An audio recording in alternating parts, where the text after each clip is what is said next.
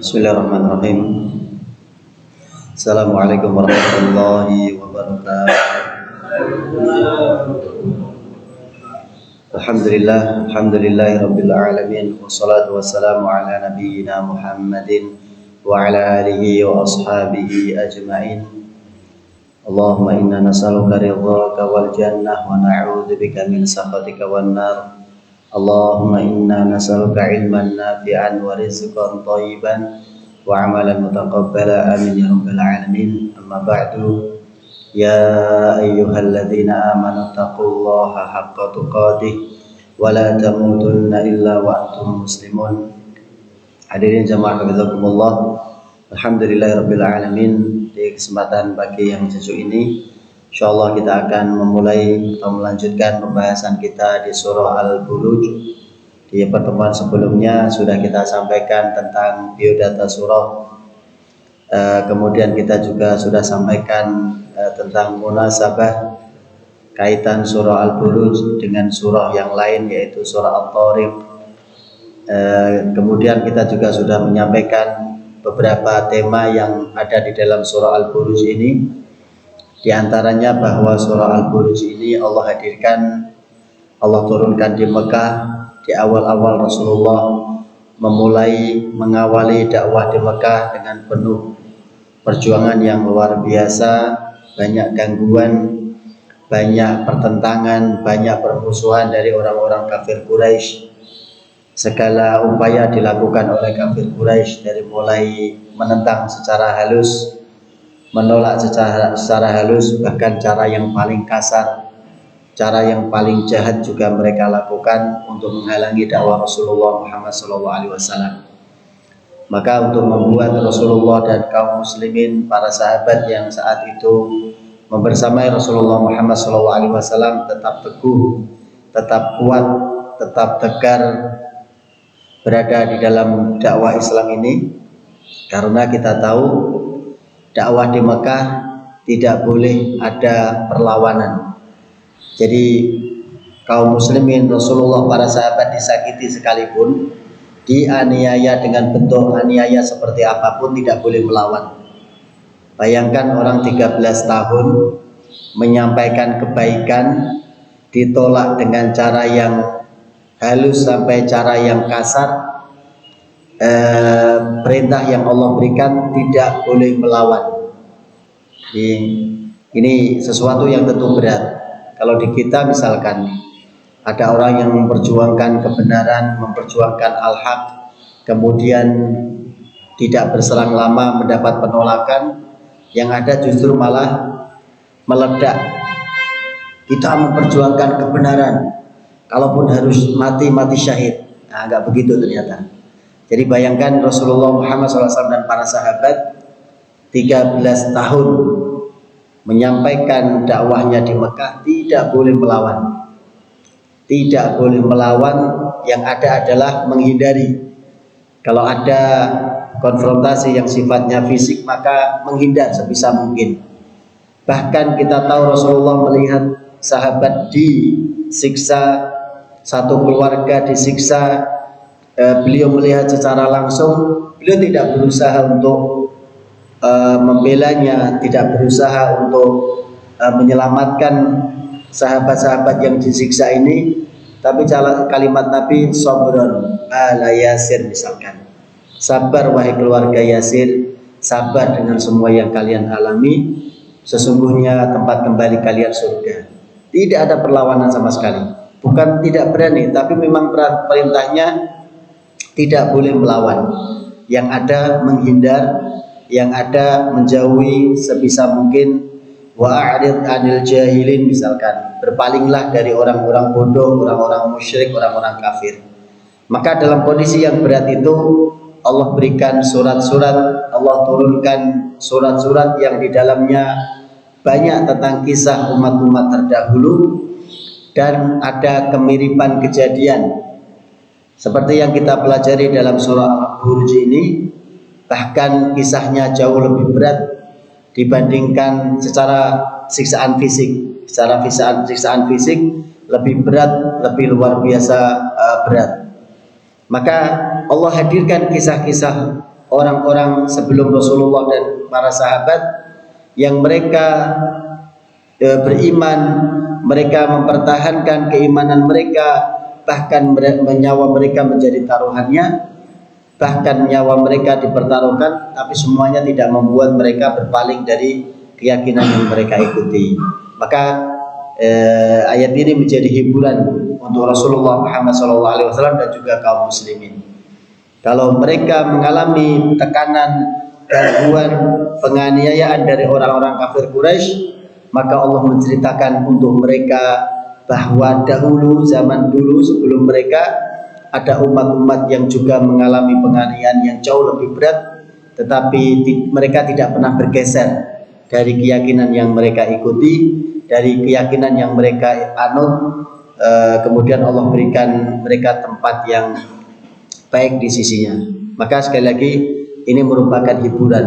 Di pertemuan yang lalu kita sudah sampaikan, kalau kita sedang mengalami satu kesulitan, satu kondisi susah, maka coba kita tengok orang lain, saudara kita yang lain, yang mereka mengalami cobaan yang jauh lebih berat daripada kita. Maka kemudian kita bandingkan, kita akan dapati ternyata yang kita alami tidak seberapa, dan itu yang membuat kita merasa ringan, itu yang membuat kita merasa kuat dalam menjalani ujian-ujian yang Allah Ta'ala berikan. Di ayat pertama Allah Subhanahu wa Ta'ala bersumpah was-sama'i dzatil buruj, demi langit yang memiliki al-buruj. Sekali lagi kita dapati di Al-Quran banyak Allah bersumpah dengan langit, atas nama langit, karena ayat Allah yang satu ini, tanda kekuasaan Allah yang satu ini, yaitu langit, siapapun bisa melihatnya, siapapun bisa memandangnya kapanpun, asal keluar dari bangunan maka dia bisa menatap langit. Kemudian ketika mereka melihat langit dan berpikir mentadaburinya, maka akan ada sesuatu yang istimewa. Jadi mengapa banyak sumpah Allah Subhanahu wa Ta'ala atas nama langit? Karena langit ini memiliki, atau sumpah dengan langit ini memiliki rasa yang khusus, memiliki sesuatu yang dalam kalau dihayati. Jadi melihat langit bukan cuma melihat ke atas kemudian tidak ada hal yang diambil. Coba bayangkan ada sesuatu yang luas, yang besar, yang berdiri kokoh, yang tidak perlu tiang dan sebagainya. Kalau itu ditadaburi, maka kita akan meyakini bahwa yang membuat ini, yang menciptakan ini Allah benar-benar sangat berkuasa, benar-benar luar biasa kekuasaannya. Yang menarik, mengapa Allah Subhanahu wa Ta'ala sebelum menceritakan tentang Ashabul Ukhdud ini, atau Allah memulai surat ini dengan sumpah dengan langit. Di antara munasabahnya atau hikmahnya, kenapa ayat ini, surat ini dimulai dengan sumpah dengan langit? Siapapun manusia yang melihat ke langit, kemudian mentadaburi, merenungkan langit, maka dia akan mendapati langit yang luar biasa besar ini, langit yang luar biasa megah ini, langit yang luar biasa indah ini. Maka dia akan meyakini zat yang menciptakan langit ini jauh lebih luar biasa, jauh lebih dahsyat, jauh lebih kuat. Maka kalau dia mendapati poin itu, bahwa Allah yang menciptakan langit ini maha kuasa, maha hebat, maha dahsyat kekuatannya, maka Ashabul Ukhdud ini ketika membandingkan dirinya dengan ciptaan Allah langit saja, maka dia akan merasa kecil, tidak ada apa-apanya. Mereka akan merasa lemah. Maka harapannya dengan membandingkan dirinya dengan ciptaan Allah, sama-sama ciptaan Allah, kita manusia ciptaan Allah, langit, bumi, dan semesta ini ciptaan Allah. Kalau kita membandingkan, maka kita tidak ada apa-apanya. Kita tidak ada apa-apanya, sehingga ketika seseorang merasa lemah, merasa kerdil, seharusnya dia tidak berbuat zalim kepada sesama. Seharusnya dia tidak berbuat aniaya kepada orang lain. Sama-sama lemah, sama-sama kecil, sama-sama tidak berdaya.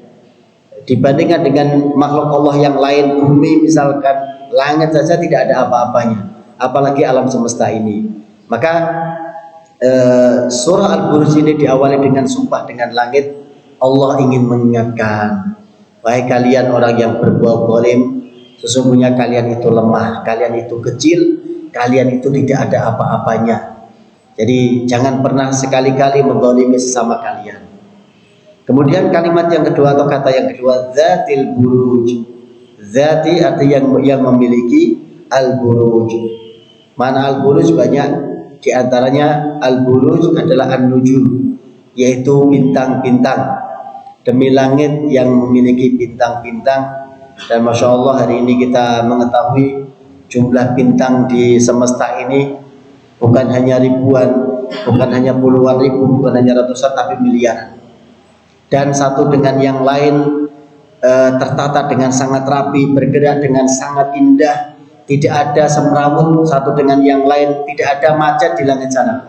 Padahal semuanya bergerak, padahal semuanya berputar, padahal semuanya mengelilingi, tapi gak ada ceritanya macet di langit sana, padahal jumlahnya miliaran. Kalau kita yang di sini Semarang misalkan, kendaraannya paling berapa ribu, berapa puluh ribu, itu saja sudah susah ngaturnya.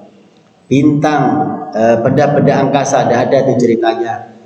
Sundulan satu dengan yang lain, muternya gantian, gesekan, nggak ada.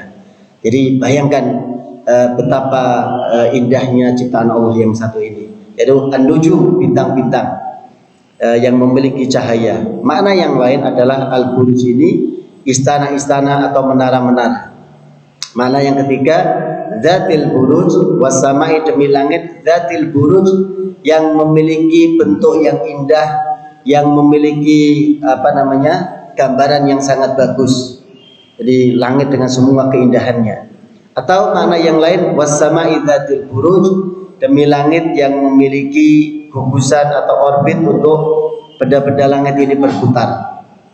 Nah, kalau kita lihat makna secara bahasa, buruj atau baroja itu artinya sesuatu yang tampak, sesuatu yang terlihat, dia mudah dilihat. Kenapa mudah dilihat?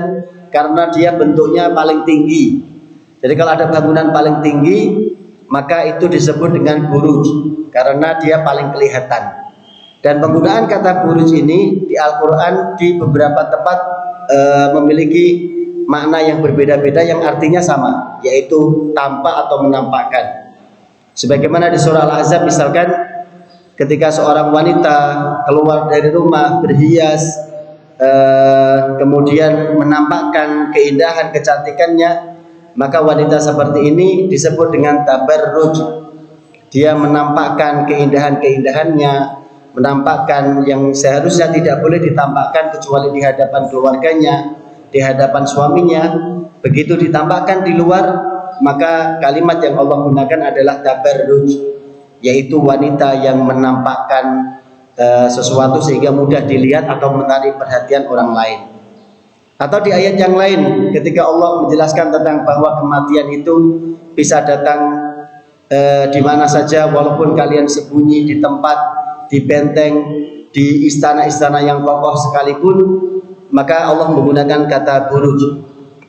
Aina ma takunu yudrikumul maut walau kuntum fi burujim musyayyadah. Dimanapun kalian berada, kematian akan mendatangi kalian. Kematian akan mencari kalian meskipun kalian berada di dalam benteng-benteng yang kokoh. Jadi asal kata baroja atau buruj ini adalah sesuatu yang tampak, sesuatu yang terlihat. Itu kalau di Arab. Kalau di kita yang ada adalah burjo, bukan buruj. Tapi sama-sama tampak. Kita ke Hambalang sedikit itu udah di mana kanan kiri burjo. Karena sama-sama tampak. Jadi itu kata al-buruj. Was sama idzatil buruj, demi langit yang memiliki buruj. Ayat yang kedua, wal yaumil mau'ud, demi hari yang dijanjikan. Hari yang dijanjikan pasti terjadinya.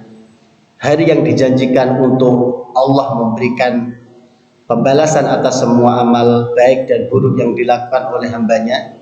Hari yang dijanjikan bahwa semua makhluk akan dikumpulkan menjadi satu sejak awal diciptakan sampai makhluk terakhir yang Allah ciptakan. Maka hari yang dijanjikan itu adalah hari kiamat.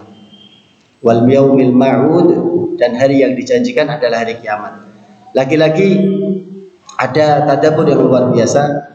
Mengapa Allah bersumpah dengan hari kiamat atau hari yang dijanjikan ini? Apa kaitannya dengan kisah Ashabul Ukhdud?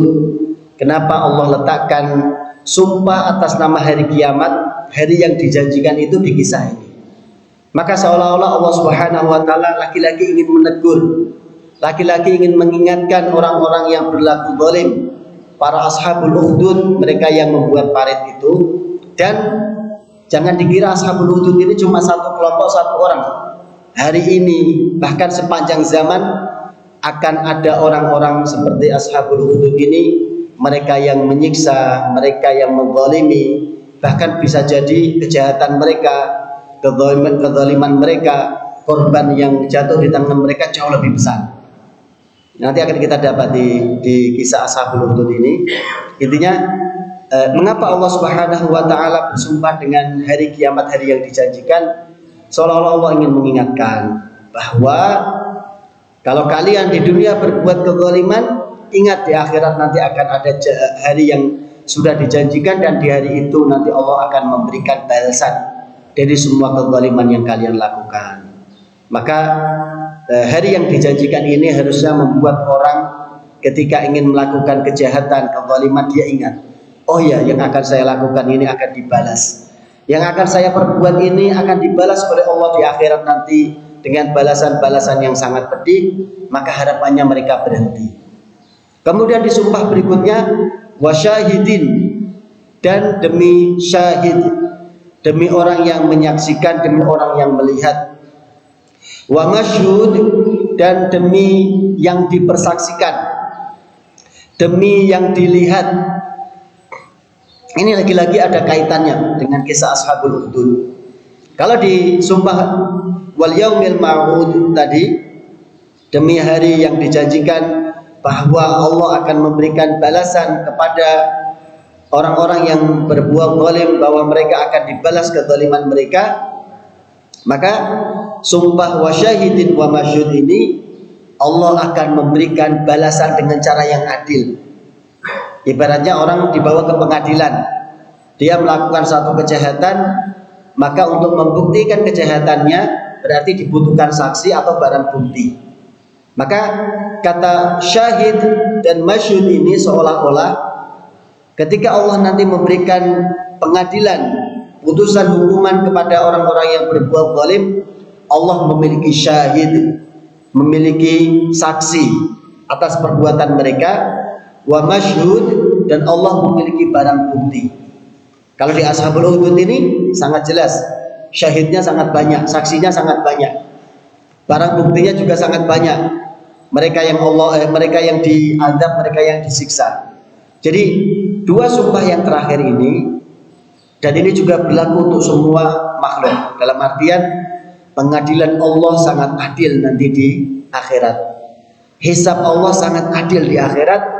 Karena ketika Allah memberikan putusan hukuman A, B, putusan kebaikan atau keburukan, Allah mendatangkan syahid, Allah mendatangkan saksi. Dan saksi ini banyak. Kalau kita kembali ke surah Az-Zalzalah yang pernah kita pelajari, maka di situ juga disebutkan yauma idzin tuhadditsu akhbaraha. Hari kiamat nanti semua bagian dari bumi ini akan bicara untuk menjadi saksi atas semua perbuatan manusia.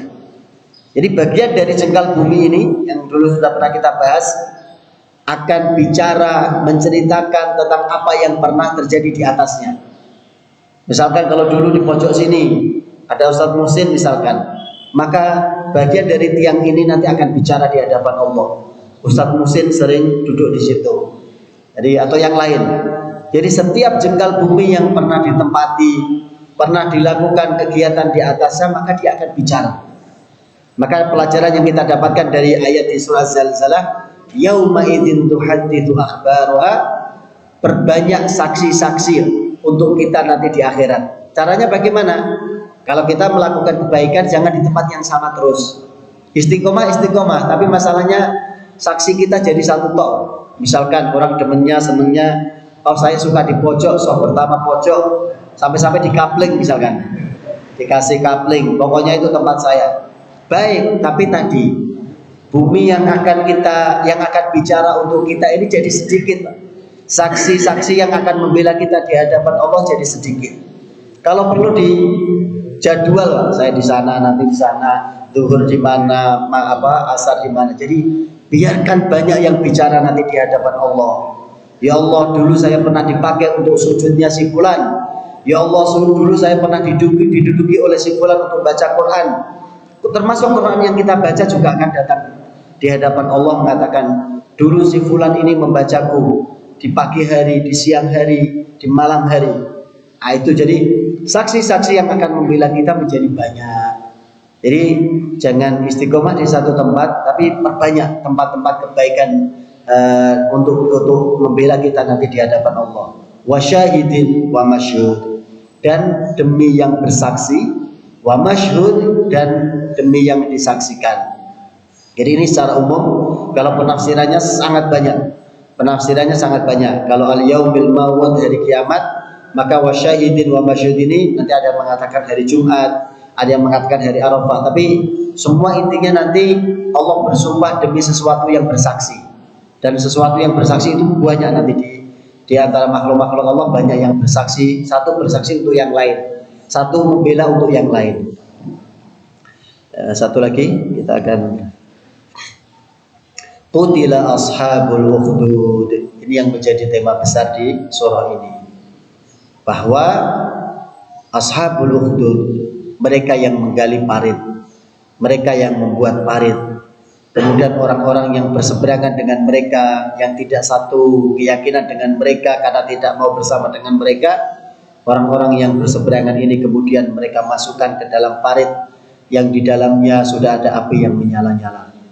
Maka mereka ini yang melakukan kezaliman ini, yang menggali parit, membuat parit untuk menyiksa manusia yang lain ini, qutila, mereka akan dibunuh, mereka akan disiksa, mereka akan dilaknat. Nah, ini salah satu pelajarannya, bahwa kisah ashabul ukhdud ini, siapa yang menggali parit itu nanti tafsirannya banyak. Adapun kisah yang masyhur nanti akan kita sampaikan di pertemuan yang lain, tapi versinya banyak, tafsirannya banyak. Dan bukan hanya satu kejadian. Itu artinya apa? Allah sengaja menyembunyikan siapa mereka yang menggali parit untuk menyiksa manusia yang lain, sengaja tidak disebutkan secara jelas. Hikmahnya apa? Hikmahnya adalah di sepanjang zaman nanti akan banyak orang-orang yang menggali parit. Ada yang memang paritnya secara fisik sama, tapi parit-parit yang lain akan banyak. Meskipun tidak parit berupa galian, tapi akan banyak orang-orang yang berbuat zalim kepada manusia yang lain, menyakiti, membunuh, menghilangkan nyawa dengan sangat mudah. Tidak jauh dari kita dapati di satu negara dihabisi, dibom dan sebagainya, banyak nyawa yang bergelimpangan, banyak nyawa yang hilang. Maka itu juga bagian dari kejahatan yang seperti yang disebutkan di dalam ashabul ukhdud ini. Maka nanti kita akan pelajari insyaallah tentang ashabul ukhdud ini dan juga ayat-ayat berikutnya. Wallahu taala alam bisawab. Ini sedikit yang bisa disampaikan, semoga ada manfaat yang bisa kita ambil untuk pelajaran kita sehari-hari, bahwa kita harus ingat setiap aktivitas yang baik ataupun yang tidak baik yang kita lakukan akan ada perhitungannya, akan ada hisabnya di sisi Allah, sehingga kita bisa lebih berhati-hati dalam bertindak, kita lebih waspada dalam melakukan aktivitas kita yang baik ataupun yang tidak baik, sehingga bisa ditinggalkan. Wallahu taala a'lam. Kita cukupkan dengan doa kafaratul majlis. Alhamdulillah, subhanakallahumma bihamdika asyhadu an la ilaha illa anta astaghfiruka wa atubu ilaik. Walhamdulillahirabbil alamin. Kurang lebihnya mohon maaf. Assalamualaikum warahmatullahi wabarakatuh.